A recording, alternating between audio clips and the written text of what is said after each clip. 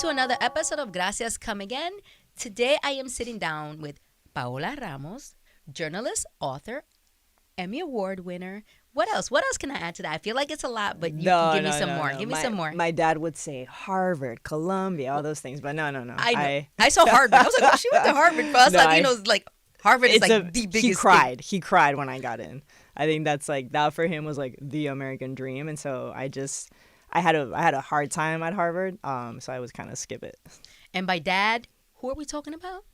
That guy, the silver fox dude. No, Jorge Ramos. The Jorge Ramos.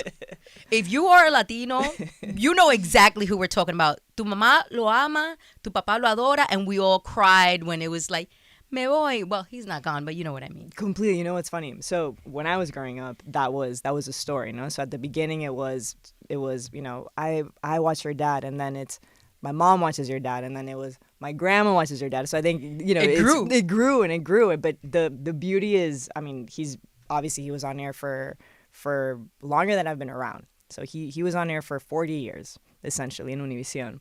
And the beautiful thing for me growing up alongside that is literally like watching him walking through the streets or going into restaurants and seeing the way that people like trust him, you know, and recognize him. And that's always been beautiful. That's my favorite part. He's familia.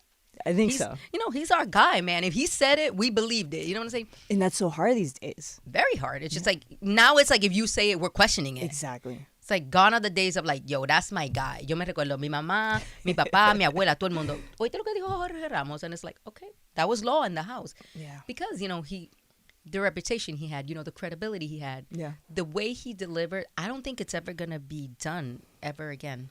I don't think so either. I think the tradition of just we were just talking about of cable news is dying. You know? So this idea that every day, you know, you would put on El Noticiero, the newscast at 6:30 p.m. That tradition is dying.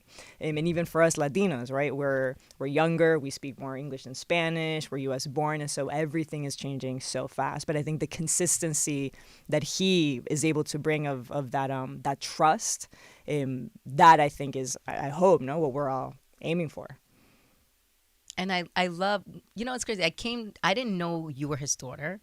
Good. And I saw you and I was like, who is this? And why is she spitting all these fucking facts? And I'm like, I guess I'm going to follow her. And then I was like, wait, hold on. Her eyes are so beautiful. Oh my gosh, she's kind of cute. I'm like, hold on. Are you gay all of a sudden? Yeah. Jorge Ramos has a gay daughter? Yep. I know. All of a sudden, I'm like, am I liking her? But then I realized, I'm like, I like how bold she is, how forward she is. And you just felt like you ain't have shit to lose. No, thank you. You were like, I'm going to put these facts out here. And then I'm like, is she reading? Because how the fuck do you do this? So I think I went to a school. So my parents separated when I was very young. And so I grew up in Cubana Spain. y Mexicana, right? Cubana Mexicana. My mom is Cuban. My dad is obviously Mexican. And when my parents separated, they were both journalists. Like good journalists, they met in the news station. Like a good Cuban and Mexican, that marriage typically doesn't work. And so they split up. And so my mom and I went to Spain. But anyways, long story short, I went to a very specific school in Spain where they forced us to memorize so much. No, and so I spent like 15 years of my life memorizing. And so it's very easy for me to now like look at scripts and look at words, and I kind of just like retain it. And somehow it's helped me out in my career. Impressive. This skill, I don't know, but it's almost like haunting because I see things, I see numbers, and I'm like, it just stays in my brain. But thank you. Like for a while I didn't know you were related to Jorge Ramos, but I'm like, yo, this chick is fucking dope. And I just loved, like, you know, you were just so bold and you knew what the fuck you were talking about. Because there's a lot of bold motherfuckers out here talking a lot of shit online, but they don't know.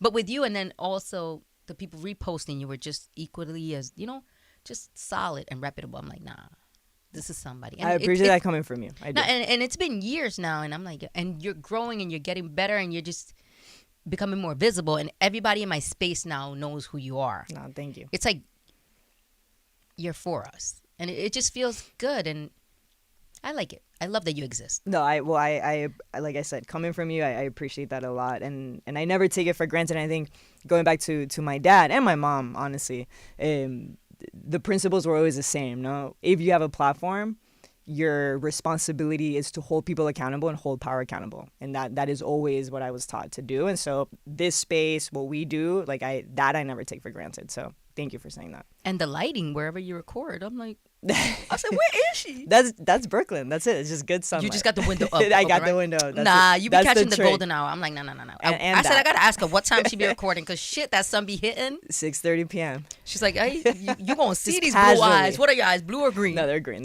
She said, you won't catch these eyes. Now, I love. Now, journalism. Did you always know you were gonna do journalism, Not or at did you all. want to do something else? No, so I studied political science. So look, in my family, you know, Cuban exiles. Obviously, my dad immigrated here. The same idea was this American dream. So it was always between journalism and politics. Both of those worlds were intertwined. But when I went to school, I studied political science. I graduated at a time when Barack Obama was entering the White House. And so I, too, was very much part of that movement. I organized for him. And so I spent the beginning of my career, I'm not that old, but the beginning of my career in politics. And so worked at the White House, did Obama campaign, did Hillary Clinton campaign, and then comes the 2016 election. And so in that moment, so much of my job was allegedly understanding who our community was. And then so much of that story was that in the face of someone like Donald Trump, the numbers said this, every survey said this, every pollster said that Latinos would sort of rise in the face of Trump at these like unprecedented numbers. And that didn't happen, obviously. And so I think that campaign kind of inspired me to leave politics and to truly try and ask the questions from outside that I couldn't honestly understand from inside. And then journalism felt very natural. Literally, like once I stepped into a studio again, or did a direct to camera, like it felt like what my dad would always tell me, which is if it doesn't feel like work, you're in the right space, and it's never felt like work. I'm so happy that you were able to find that, because we go a lot of different directions, and sometimes we find our calling later in life, but you found it early. But I love people that reinvent themselves too. I think we've always been told to you stick to one thing, you kind of have to do these jobs forever. But I love seeing people around me that are flexible, with the way that life takes them and wherever their inspiration draws them to. And I think this idea of like reinventing yourself and kind of going where you think the power is, like I like that idea. Yeah. Where are you now mentally? How do you feel about the work that you're doing? Do you feel like you need to do more, or do you feel like you're in a sweet spot? I always feel like I need to do more, which I think is, I think in this world of journalism, I think it weighs on you, that there's always a story to tell. There's always someone that wants to talk to you, and there just isn't enough time. And I think in the environment that we're in politically, I think it is so overwhelming, the amount of stuff that's coming from DC. So I feel very overwhelmed every day, truly. Like every single day I wake up and I'm like, I should have done this, I should have done that. And obviously it's, you can't be that hard on yourself. But if I'm being honest, it is a very overwhelming moment to be in right now. It is. How do you feel? Every day I'm like, is this just never going to stop? It's just like everything that comes out of this administration, everything that comes out of the White House. I'm like, what is this? Who does this? Like, what did he say? What's going on? It's overwhelming, to say the least. To follow. Yeah. To experience it and, just to see what our people are going through right now. That's what really affects me the most. The work, I don't care. If it's reporting, if it's editorial, if it's speaking on a microphone, I don't care. It's going to get done. Work is work. Exactly. But when you see the way that, that we're being treated and the way we're being targeted and the way we're being painted, it's something I've never seen before. I agree. And I think that's what haunts me, like how do you capture that nuance and that sentiment and do it justice? And I think it's really hard for many reasons. A lot of people don't want to speak right now, obviously, because there's a lot of fear. There's also a lot of sensationalism, I think, in the media. This idea that when they talk about us, it's always raids and Trump. And so I think getting outside of that narrative is hard, but you also have to do that, right? So it's this really weird balance of like, how do you tell the story of immigration without falling into the sensationalism? And I think that's hard. And then also, one of the things that I keep thinking about a lot within these narratives is going back to this idea of the American dream and how people are truly like letting go of that, and choosing to leave and choosing to self-deport or making the decision of like, is it worth it? And I think that to me is like such a profound question, to suddenly be pondering after 30 plus years of being here, like, is it all worth it? Or was this a myth or not? And I think that's like, that weighs on me a lot. It is. And I was, Snow the Product was here a couple of weeks ago, and she told me her parents went back. Really? She's like, my parents are in Mexico. She's like, and I'm going to go to Mexico. She's like, the plan is to return. Yes.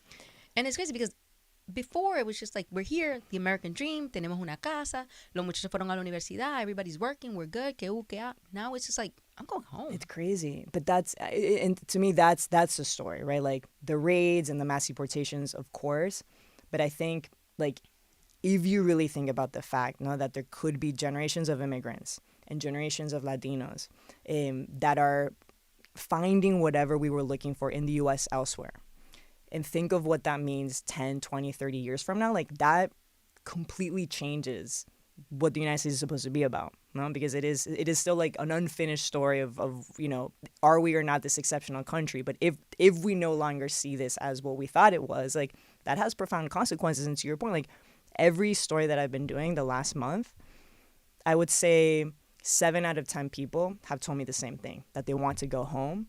And when you ask them crazy why, when you say the word home, right? Yeah. it's like, we thought we were home. We're not home. Exactly. But and when you ask them why, like, yes, the raids, you know, yes, it's really hard economically. You know, all those that believed in Trump's economic promise, a lot of them feel very let down.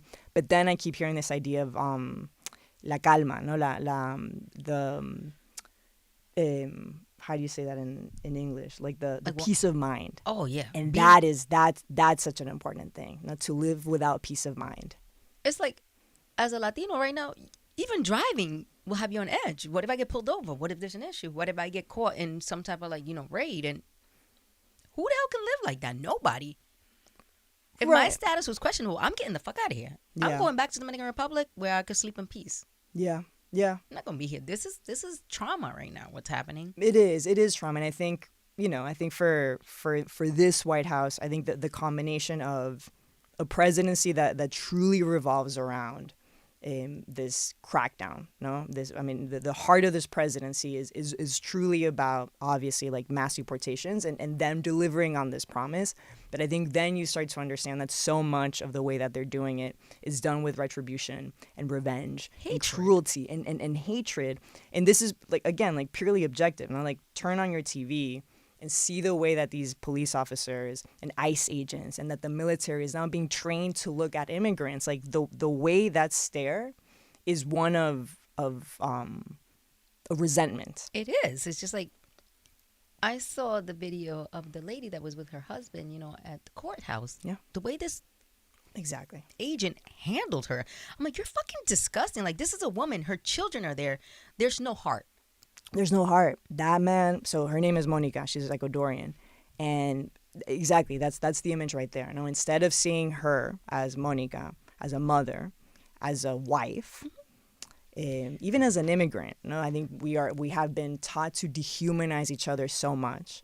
And that's exactly why you get that. No, that's exactly why you see, I mean, even today, right? Like, or even this week, they're not just raiding and going after quote unquote criminals. They're also literally separating families, and American citizens are being tangled and caught in between all of this.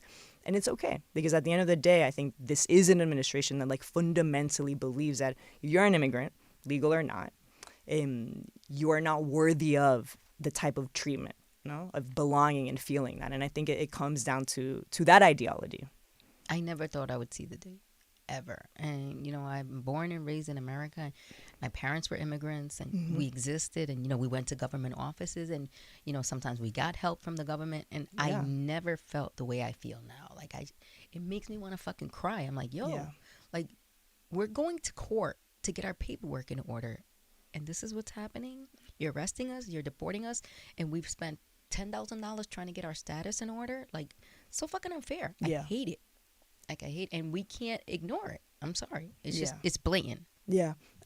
I also never thought we would be here. I think or actually, my dad and I talk about this all the time. I think he's someone that is so still committed to this idea of the American dream. And he has so much faith in what this country is, like, supposed to promise. And I think maybe it's like the younger generation, maybe it's because we're kind of more clear-eyed about the darker parts of our history, maybe than like the older generation that kind of was taught to like assimilate, put your head down, be grateful, for what you get to do in this country. But I think I'm very aware of what this country is capable of, and where we've been in the past. And so in that sense, I'm not truly shocked. That there if is. we take it back to slavery and African Americans, and we know what this country is capable of. Exactly. And as we turn majority minority, as we inch closer to like a 2045, as people of color continue to step into these positions of power, I think the instinct of some to prevent that grows stronger. And so I think that's kind of this like tipping point where we are. We're like that. We're getting closer to that future, and the impulse to kind of return us back to that comfort zone is kind of where we're at right now. So what are we doing here? Latinos for Trump. Where are they at right now? I think that's the question. I think I'll tell you that you're from Miami, right? From Miami. So that's where I learned about Latinos for Trump. In Miami. But now it's everywhere. I'm like, what is this? I was like, what the fuck am I seeing right now? So I think the story was maybe like 7 years ago that the Latino for Trump movement would kind of stay in Miami, right? Because of the Cuban story. And so, most people know that Cubans typically and historically have voted for Republicans at higher rates. The Cuban experience is very different from like any other immigrants because of this very kind of easy pathway to citizenship that then kind of prevents them from ever seeing themselves as immigrants. And anyone that has gone to Miami, you're kind of in a bubble. It is a bubble. It's a complete bubble. The way Cubans experience, immigration is very different than, let's say, a Mexicano in Queens. You New don't York. Experience immigration. That's the point. I'm saying like it's not comparable. It's not. And then, but I always think about it for so many of those Cubans for Trump. I'm like, you leave Miami. No, go to any other state in this country, and then tell me what you experienced. And I think that story hasn't really happened there. But I think the larger story is that Miami story grew into a national story. And the Latino for Trump movement is everywhere. It's in the Bronx. It's at the border. It's in California. It infiltrated rap. Yeah, exactly. But I think if you look at the month before the election, right, what the polls were showing you is that 70% of Latinos that were listening to Trump and listening to his stump speeches and listening to the insults, 70% of us did not think that he was talking about us when he was insulting immigrants. And so now we are in this current state of America. And from what I'm seeing on the road and hearing on the road, the majority of Latinos for Trump that I'm speaking to now do feel let down. Mostly, the number one reason is economics. They don't feel like they have enough. They feel let down that Donald Trump made all these promises. And the question is always like, where's the money? He promised, ¿dónde está el dinero? No lo notamos. And then I think the interesting thing then is when you start talking about immigration, more people believed when he was saying that he was only going after the criminals. And now there's like, but wait a second, what about the good ones? Fine. So there's kind of this sense of remorse that I'm feeling. But then when it gets interesting and complicated is that suddenly when you start to talk about crime and when you start to talk about like the chaos in the streets, then is when they start to once again see and feel something in Trump. No, they feel security. They feel empowerment with Trump. And that's why I don't think we're at a point where we can say that like all that 48% of the Latino vote will go back to the Democrats. No, because then that's another question. Like, where are the Democrats, right? Like, what are they promising? That's a whole other discussion. But I think it's too early. It's too early to tell that Trump has lost them. And I think we would be making a big mistake if we kind of fall into the trap of thinking that remorse is stronger than like the grievances that Trump was able to tap into. It's complicated. It is. Both my parents were Trump people. What did they tell you when they voted for him? Like, what were the main reasons? He's a great businessman. Yeah. He's a great businessman. He's going to run America like a business. He's going to run America like a business. I'm like, okay. How do you feel now? How did he do? And they're just like, well, I don't know. It's different. It's not what I expected. I'm like, here you go. You helped put us here. Oof. I say it to them. Okay. Yeah, I mean, I think the politics is feelings, no? It is. He never sold his policies. He never went out there with like, you know, really good, thought out economic plans. But he gave people feelings and things to attach themselves to, and it worked. It did. But I don't know if I think I see a lot of the infighting between us too, no? Oh no, definitely. It's like we're like, tú querías votar por Trump. Yeah. Mira lo que pasó. You know what I'm saying? It is. But we definitely have to band together, like as Latinos, and you know, I feel like we have to work even twice as harder now to prove our education, to prove our worth, even within companies. Because I feel like what he's doing is tarnishing our image straight across the board. Totally. Whether you walk into a bank, whether you're at work, whether you're in school, I hate where we're at. Yeah. So I felt like we were so at the top. You know what I'm saying? We're hard workers. We helped build this country. This country don't run without us. Now it's just get them all out of here. Yeah.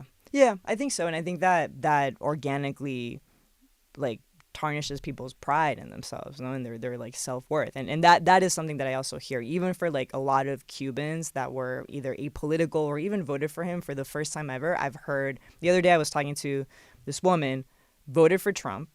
Her husband was in Alligator Alcatraz, this Chilean man.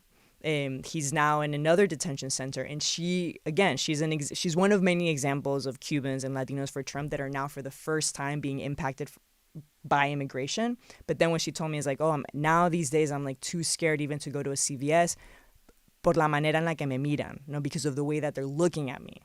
And I think that's it, you know, this sense of pride that is very much there, you know, because our numbers are there, like our culture is there, like we make this country run Pretty much. but it's hard to keep your head high right now. It is. How depressing. We can't just talk about this. It's just so depressing. Oh no, we're not. I'm totally kidding. I'm about to ask you who's your favorite rapper right now, so we could pivot real fast. Well, are you a rap head? I feel like no. I just got back from Bad Bunny. I will say that I went. Te fuiste para Puerto Rico. Oh, ya te vi con tu papá, right? Sí. No, I went before him. He copied me. Oh, he said, "Listen, I went before that man." Yeah. He was like, "Oh, yeah, it's cool." I'm like, "Yeah, then go." Bad Bunny. Yeah. How was it in Puerto Rico? Incredible. How was the vibe? Incredible. You feel home, right? You know what was interesting?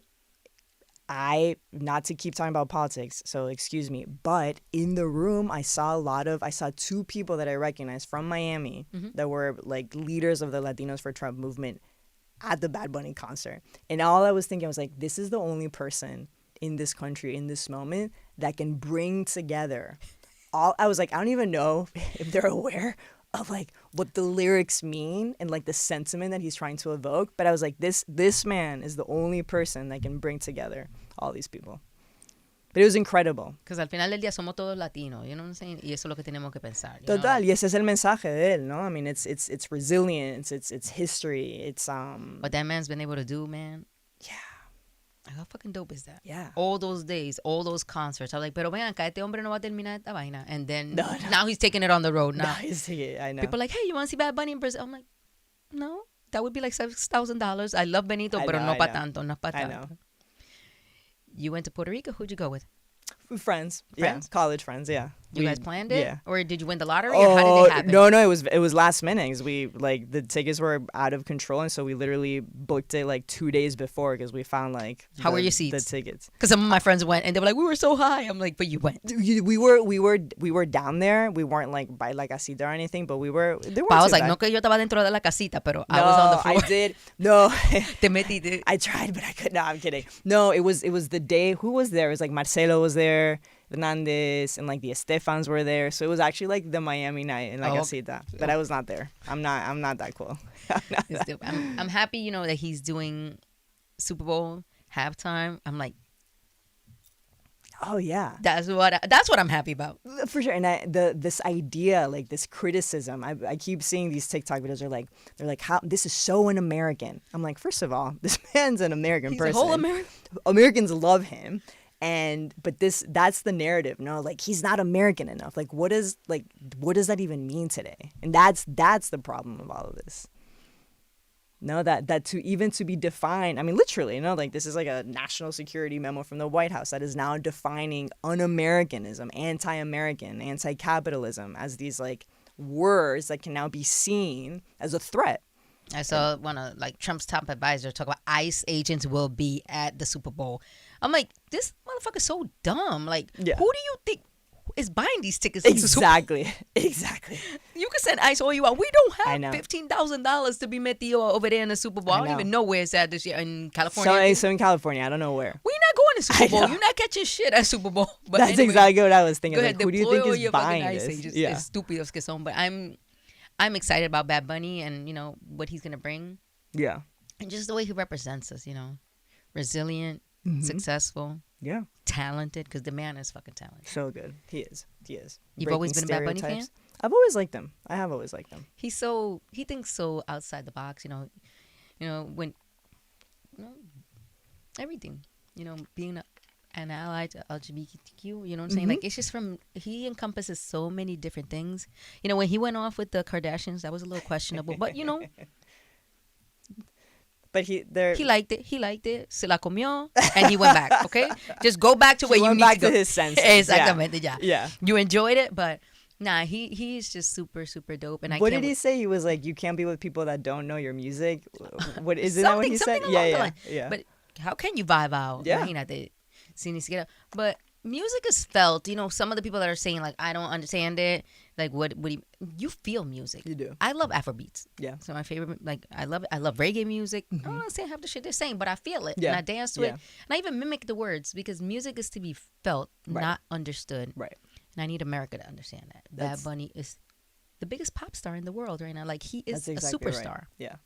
You can't take it away from the man. Last year we had Kendrick Lamar. He was having a year. Yeah. This year we have Benito. He's having a year. Let the man do his thing. Yeah. Now, how'd you end up in Brooklyn? That's what I want to know. I moved here for college, and then I left New York City. I moved around, was in DC, Chicago, with work, Boston, mostly for work, and then mostly for work. This is when I was in politics, and also campaign life. I moved to Chicago for the Obama campaign, moved to Boston for grad school, eventually came back to New York City and ended up in Brooklyn because that's where the Hillary Clinton campaign headquarters were. And so when Clinton loses, I stayed in Brooklyn. You were like, that's it, I found my people here? What? You found your people in Brooklyn? Well, my best friends have been here. Like my college crew is still here, luckily. Good for you. You already had community here. I had my people here, and I think what I love is that I've been able to kind of converge all of these different worlds, you know, from politics and media and college and grad school, and I have the beauty and the privilege of a lot of my friends kind of getting that. I mean, now it's been years, but getting along, and everyone's in Brooklyn, so that's been. I love that for you. Me too. Brooklyn is just so fucking dope. Yeah. I know. You're in Williamsburg, right? I am. I'm in South Williamsburg. It's so dope over there. Yeah, I mean, it's getting a little crazy. What do you mean? Like there's a high rise every other day that's being built in front of me. They're building high rises in the Bronx, girl. Yeah. Well, you know, Brooklyn, the Brooklyn that I knew when I was growing up is not the Brooklyn that's there now. I remember being in college and we would go to what was it? It was like Studio A. That's what it was called in Williamsburg, and it was like, you know, like the cool warehouses, and now there's like a Chanel, so literally, yeah, there's like these like Chanel pop-ups and like Whole Foods, so that's things definitely changed. Yeah. Now you are a dog mom. I am. Her name is Dita. Golden Doodle. She's a mini golden doodle. You know, it was very. Is she crazy? Because I got one too, and he kind of crazy. She is, but she has such an attitude. And character, and I gotta see her when we finish. Man, yeah, I love her so much, and now I've been not to keep, you know, kind of pivoting into these dark subjects, but I've been thinking about her mortality a lot lately. I don't know why. Oh my God, I Paola, know. ¿Qué te pasa? Horrible. So how old is she? She's 6. I know, but she's still young. She's still young, but I don't know why I ended up in these like, and I know a lot of people do this, these like Reddit like comments. You went down a rabbit hole? Down the rabbit hole, and I was like, what can I do for this dog to live as many years as possible? You're gonna clone him? I mean that I would never do that, but have I looked into it? What about it? You've thought about it. Okay, yeah, me like too. I wouldn't want my dog to see this. Well, me neither. I know, but they're never the same. I don't think. I think the essence is gone. But no, Dita's my royal dog. She goes. You look in her eyes and you feel like you could see a soul. Yes. Me too. Yeah. I'm like, I I feel think like it's a golden doodle thing. I think like mini golden. I think they have like human eyes. yeah, they do. But I know for those that are not dog owners, I feel like when we get in these like crazy like dog talks, I'm like, do people think we're crazy? A little, no? They do. Like, Yeah. My sister. Does it matter? No. I don't really care. I love dogs, and people love dogs. People send me their dogs all day on Instagram. Look at my dog. Look what I bought for my dog. We find our people, and I understand not everybody's like that. Let's say my sister-in-law. She'll be like, "It's not a real baby." I'm like, keep it up. Christmas coming. Keep it up. Keep it up. Keep it up. No, but that is My mom says that to my sister and I. So here's the even cuter story. So my sister Gabby has Dita's sister, my dog's sister. Oh, son prima. I know. No, Oh, son no, hermanas. son Son hermanas de hermanas verdad. Yeah. Yeah, son hermanas. So and your mother's probably like, estas dos mujeres con estos perros. My mom thinks we're nuts. Yeah. You seen all the memes talk about new grandmas? And Yeah, bring them the yeah, dog. yeah. So she's no. Thank you. Where's your mom now? So my mom is in Madrid. My mom España. está Madrid. So I moved from Madrid to Miami when I was 16. And my mom, myself, and my sister Gabby. So I come from a very, which I think is the norm these days, not from a very complex, messy, big Latino family. Lots of divorces, a lot of love, a lot of kids, but we all bunch of half like that's my half brother through my father. Literally, that's my half no. mother through my mother. So many have so many step siblings, and then they have their own siblings. So we're a very big, messy, beautiful family, and somehow everyone still kind of gets along. We gotta love each other. Yeah, yeah.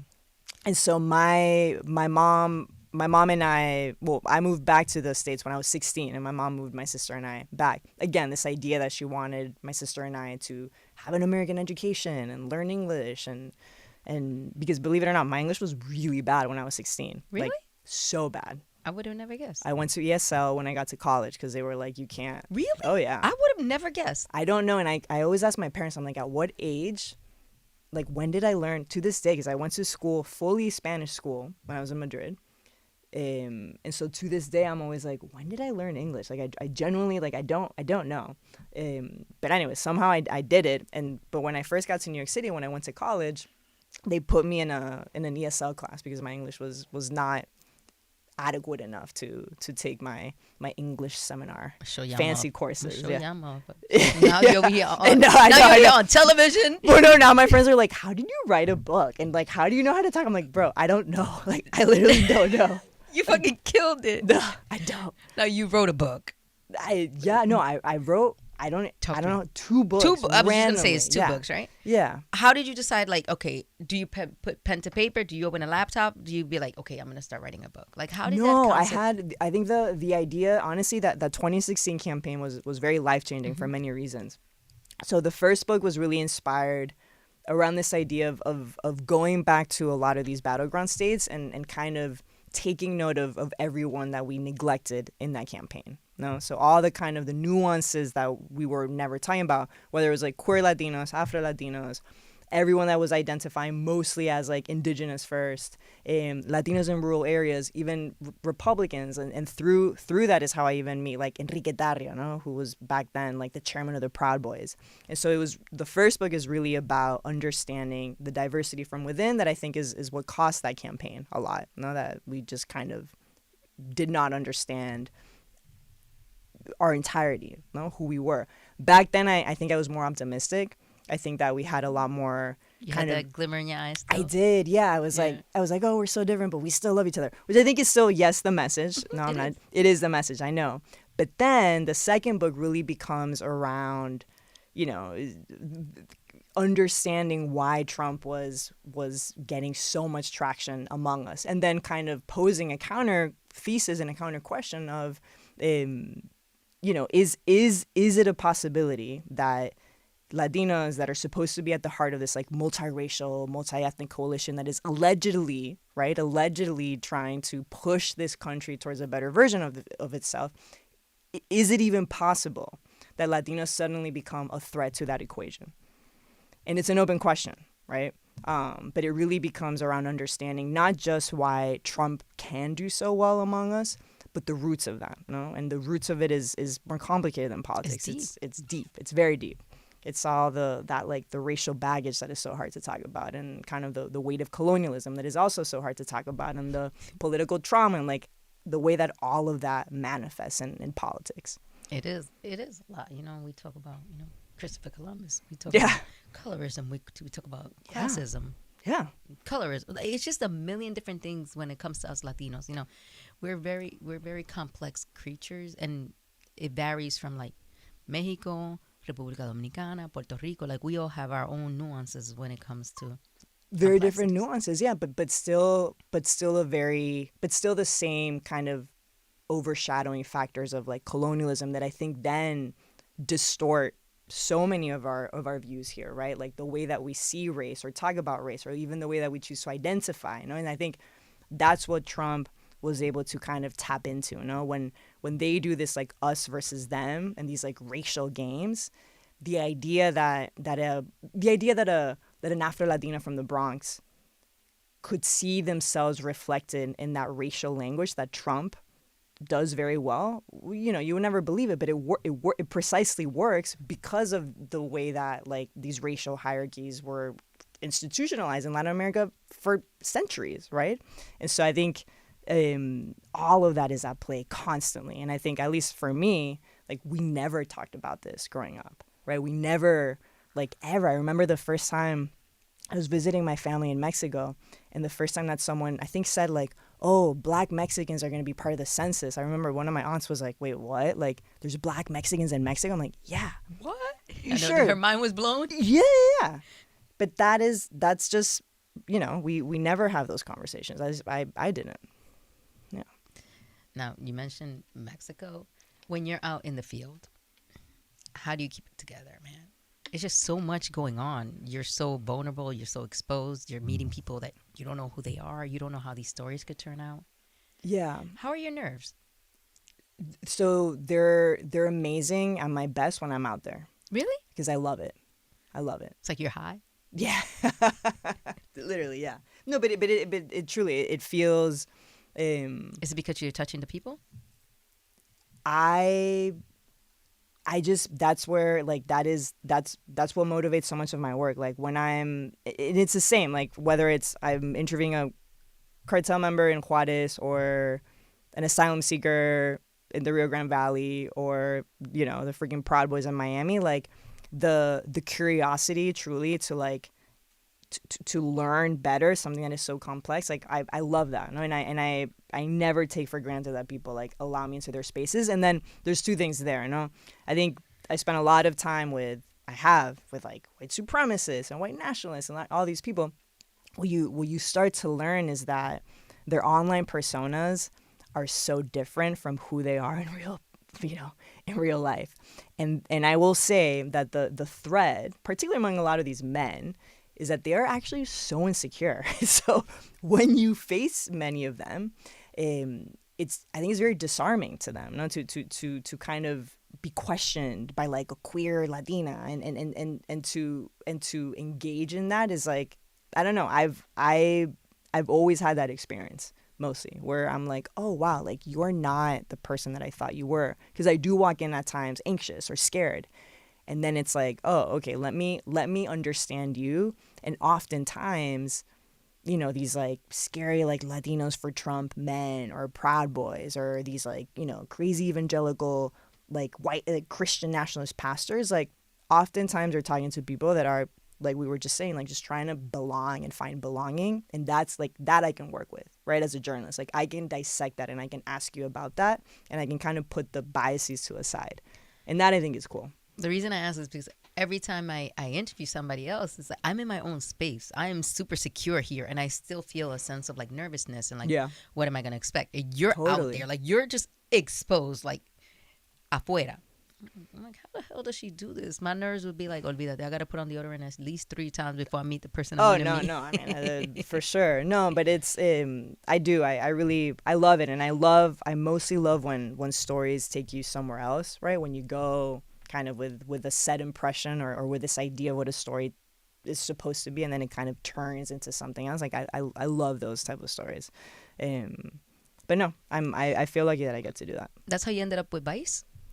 I was at I fucking Vice. loved Vice. I remember. love I Vice. remember Rest when in peace, man. when I found Vice, I was like, wow, I found my channel. Like the content. I miss that type of journalism. Yeah. It was just so raw. It was just so fucking real. I would Yeah. watch Vice for hours and Yeah. hours and hours. And what was it that happened with Vice?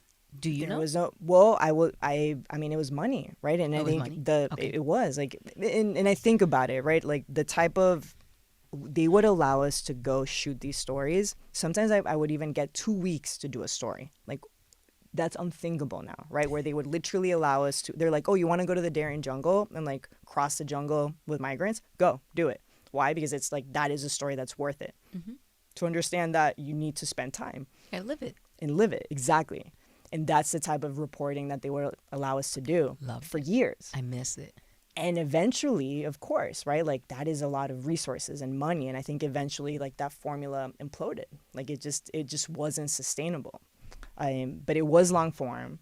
You know, we got to do 10-minute pieces, 15-minute pieces, sometimes 30-minute, which is like unheard of today in this yeah. and present. Like you don't, I mean, you're lucky if you get to do like a 3-minute piece, right? We just function in sound bites on TV all day. And so I think that formula just wasn't sustainable, and it just completely imploded. And one day we were all gone and fired.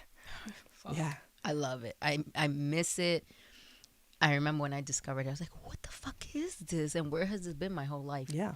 The stories were just so raw. And, you know, shout out everybody who ever worked at Vice or had anything to do, you know, with the channel itself and with all the programming, because the way it was done, fucking top tier. It was really good. I don't think anybody, I can't say like, oh, this is comparable, because I don't think there's anything like that anymore. I don't think so either. And maybe it'll come back, right? Like maybe there's a future in which we get to do that again. But you're right. I don't think there's anything like that. And also, I think the audience is changing too, right? Like we are used to the sound bites and the quick TikToks. Consumption, and our attention span is just so short. And so I think that's also the question for us, right? Like how do you inform an audience that now just wants to look at news just through social media?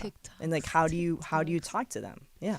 It's crazy 'cause, you know, a lot of people tell me like, I don't watch the news. I get my news off of digital, on social media, whatever they put on their Instagram, whatever they put on their Facebook. And it's insane. But one thing that has changed is podcasting. Like, how dope is this? Well, I mean, this is new for us, you know. Let's talk about your podcast. Oh, thank you. It's totally new. We just launched. The Moment. It's yes. Oh yeah. See, I'm very bad at the promo. It's fine. Yes, it's called the Moment with Jorge Ramos and Paola Ramos. And yes, it's just a conversation between my father and I. And in every episode, we interview someone. And the idea was simply to try and bring like an intergenerational conversation between both of us, and always have a guest that allows us to make sense of the time that we're at. And so, you know, we had an interview with Zoran Mamdani, and we've interviewed. You think he's gonna win?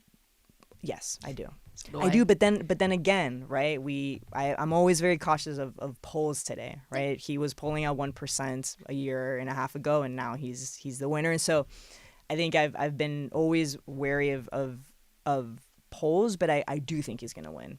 And then I think it becomes a story of like, how is this Democratic Party willing or not to embrace someone like him, right? And I think that's the question. Like, does he? Of course, he has a shot in New York City, and I think he will do very well. But then it's a larger question of, you know, what are the implications for a party that I think is going through a very severe identity crisis, where like they don't know who the hell they are or they're supposed to be. So that's what I'm kind of looking out for. So yeah, we've interviewed Zora Mamdani. We had Viz Behar. They are a TikTok influencer. We're gonna have Karine Jean-Pierre, who was Biden's press secretary. I'm very excited to talk to her. Is it always gonna lean towards politics?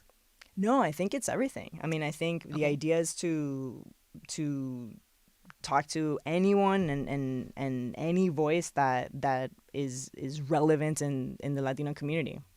Entertainment, musicians.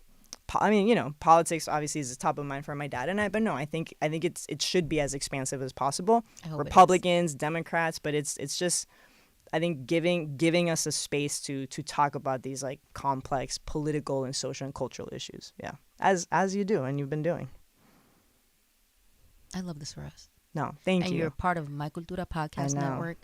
They linked us together and they were like, Paola Ramos. I was like, absolutely. When? Give me the date. Nah, Give me the time. You're the best. I mean, you've been doing this and you've been leading these spaces and you've been such an advocate for this type of content. I know for a really long time. And so It is, you know, we have to create these spaces, but and in the same breath, I want to say you have to support these spaces. If you're listening to this episode, I want you to go, you know, binge, subscribe, like, whatever it is you need to do in the moment with Jorge Ramos and Paola Ramos. I want you to follow it, binge it, and, you know, follow her. Make sure you support the content, because if we don't support it and we don't consume it, it's going to cease to exist. no, thank you. At the end of the day, it's like the numbers have to, you know, they have to be right. Yeah. It's like, yeah, you know, we can't have you guys having these shows if nobody's watching it. But Right. if we're creating it for Latinos, you have to support We it. need to show up. 100%. Yeah, whatever you say. Well, yes.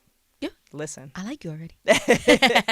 Lo que diga ella, lo que va. diga. And you She's have the boss. episodes every Wednesday, right? Every Wednesday, that's right. Yeah, so every Wednesday they drop in the morning.